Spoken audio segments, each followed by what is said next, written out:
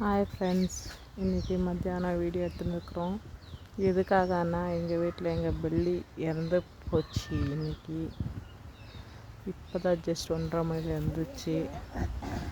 அந்த இறந்த வாசனை பாருங்க, எவ்வளோ நாய்ங்க வந்திருக்குன்னா பாருங்க, அதுங்க அந்த ஸ்மெல்னஸ்க்கு வந்திருக்கு. எதனால இறந்துச்சுன்னா இந்த மாதிரி நாய் தெரு நாயை கடிச்சு அது ரொம்ப மனசுக்கு நம்மளுக்கு கஷ்டமாகுது. 5 நாளாக தொடர்ந்து அது வேதனையோடு இருந்து சாப்பிடாதே, ஒரு தண்ணியும் குடிக்காதே அது சத்துச்சு.